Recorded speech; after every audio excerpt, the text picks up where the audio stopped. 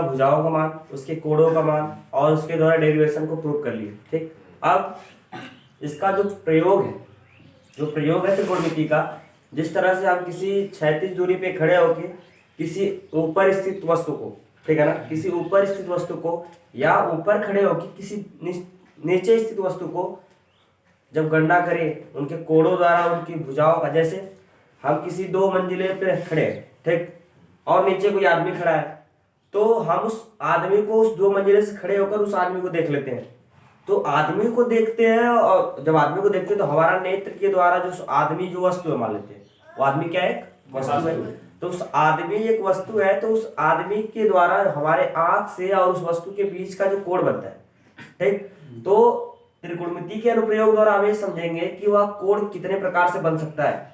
ठीक, क्योंकि जब भी हम मान डिफाइन करेंगे तो हमेशा मान डिफाइन कैसे करेंगे, वह वस्तु कहाँ पे स्थित है और वह वस्तु कहाँ पे स्थित है। जैसे हम भी एक प्रकार की वस्तु है ना, जिस आदमी को वस्तु मान रहे हैं, एक आदमी वहां मंजिले पे भी खड़ा है, तो जैसा रिप्रेजेंट ऐसा कर सकते हैं कि यह हमारा मंजिला है कोई, ठीक, घर का, और यह क्षैतिज दूरी है, ठीक है ना, क्षैतिज दूरी, और इस क्षैतिज दूरी पे यह आदमी यहाँ खड़ा है, यहाँ खड़ा हो सकता है, यहाँ खड़ा हो सकता है, यहीं भी खड़ा हो सकता है, ठीक, यह आदमी खड़ा है। अब बात यह है कि इस अनुप्रयोग द्वारा, मतलब इस अनुप्रयोग, देखिए अब ये सवाल ही नहीं है, अब अनुप्रयोग मतलब आपके दैनिक जीवन में इसका प्रयोग भी है, कहने का मतलब इसलिए इसका अनुप्रयोग नाम दिया गया। और यह डिफाइन कैसे किया जाता है, इसके लिए देखिए, इसके पहले वाले चैप्टर में 8वें में भी आपको त्रिकोणमिति की परिचय में आपको एंगल मिल रहे थे, साइड मिल रही थी, ज्याएं मिल रही थी, कोज्या, स्पर्शया, ठीक है, sine cos tan sec cosec, ये सब थी ना। तो क्या कर रही थी, बस उनका काम एक ही था कि वह अनुप्रयोग नहीं दिखा रही थी, बस न्यूमेरिकल्स को डेरिवेट कर रही थी, यही कर रही थी ना। लेकिन जो यह चैप्टर आपका नाम है, यह न्यूमेरिकल्स को डेरिवेट ही नहीं, उसके साथ साथ आपको दैनिक जीवन में भी इसका प्रयोग कर सकते हैं, इसलिए इसको दिया गया है कि त्रिकोणमिति के कुछ अनुप्रयोग, ठीक है ना। तो क्या है कि जब मान लेते हैं कोई वस्तु यहाँ पे खड़ा है, यह वस्तु यहाँ पे खड़ी है, मतलब एक व्यक्ति है चाहे कोई वस्तु है, और हम इस 2 मंजिले पे खड़े हैं अपनी खिड़की के पास, ठीक। तो कभी ये होता है कि हमारी जो मकान होता है तो टेढ़े मेढ़े तो ऐसे तो होता नहीं है कि इंग्लैंड वाला ब्रिज है कोई, यार ये तो नहीं है ना। हमारा मकान जब भी तो सीधा ही होता है, तो माना जाता है कि हमारा जो मकान that is the perpendicular altitude, ठीक है ना। वो क्या होता है, एक लंबवत होता है और क्या होता है, ऊर्ध्वाधर खड़ा होता है, ये ऊर्ध्वाधर रेखा है, हमेशा याद रखना इस चैप्टर में जब भी। और इस त्रिकोणमिति के अनुप्रयोग को लगाने के लिए सबसे पहले आपको कुछ करना नहीं है, सबसे पहले आपको सवाल समझना है, इसका फिगर कैसा बनेगा और आपका दैनिक जीवन में इसका अनुप्रयोग किस तरह से।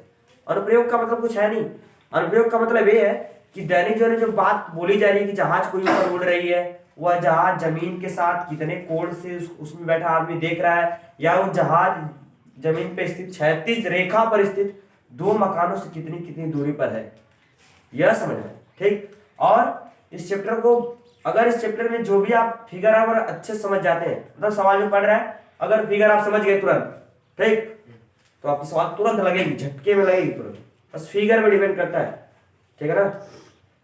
पूरा डिपेंड है इस चैप्टर पे आपको कि फिगर आपका अगर क्लियर है तो सवाल लग जाएगी। जैसे इस सवाल को लगाने के लिए आपको 2 मान देगा, और यह सवाल हमेशा उन्हें, जैसे आपका त्रिकोणमिति परिचय था, वह त्रिकोणमिति का परिचय केवल आपको राइट एंगल के लिए ही था, ठीक है ना, राइट एंगल, ठीक है ना, राइट एंगल के लिए था। और आपका अनुप्रयोग भी जो होता है राइट एंगल के थ्रू ही करते हैं, ठीक। तो कोई वस्तु ऊर्ध्वाधर खड़ी हो और हम क्षैतिज रेखा पे इस प्रकार हो कि एक दूसरे के करस्पेंडिंग जो मान होता है अल्टीट्यूड या उसके परपेंडिकुलर, ठीक है ना।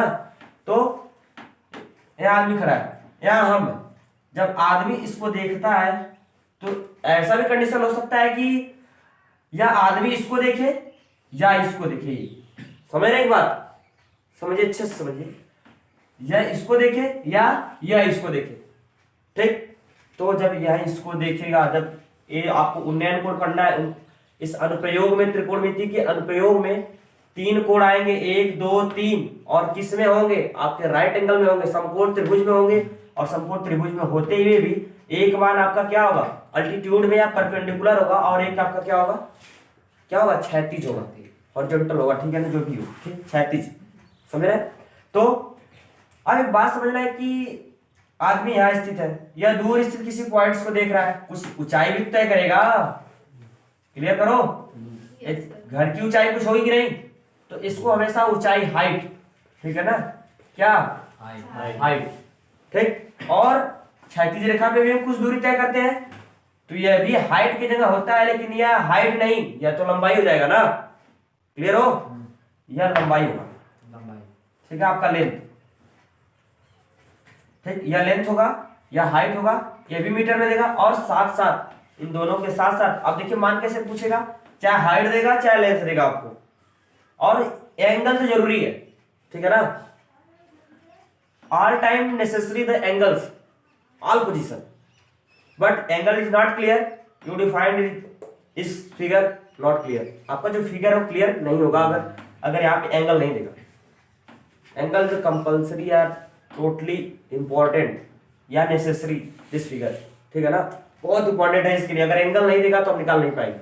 तो करना क्या है, एक बात याद रखना है, अब कह रहे हैं क्या कह रहे हैं कि यह वस्तु थी यहाँ पे, ठीक, यह इसके साथ ये धरातल है ना, मान लेते हैं यह एक वस्तु है यहाँ पे, ठीक, अब आगे यहाँ पे, तो यह ऊपर से यहाँ पे देख रहा है, तो बात ये होती है कि ऊपर से देख रहा है कि नीचे से देख रहा है, आदमी हो सकता है नीचे से देखे ऊपर, तो जब आदमी नीचे से कि ऊपर की वस्तुओं को देखता है तो इसके द्वारा जो दो रेखाओं के बीच का जो झुकाव होता है इसको कौन सा कोण कहते हैं, तो नैन कोण समझा जाता है। एंगल ऑफ इल्यूमिनेशन को समझने के लिए आप बस इतना ही ध्यान रखिए, जब भी कोई व्यक्ति क्षैतिज रेखा पे खड़ा होके और किसी तिरछे कोण कब बनता है, झुका होना चाहिए, तिरछी रेखा काटनी चाहिए, जब दो रेखाएं दूसरे को इंटरसेक्ट करती है तिरछे तभी तो होता है ना।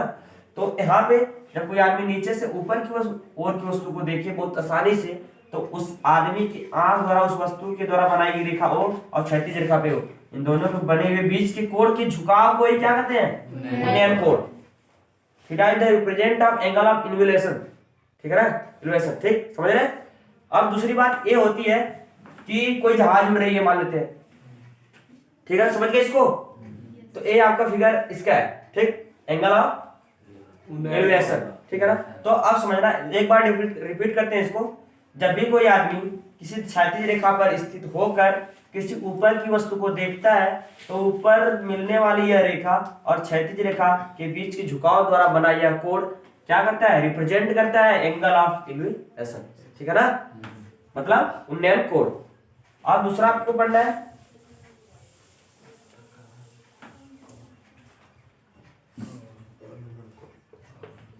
लिखने वाले पढ़ना आपने थे नहीं, अवनमन कोण,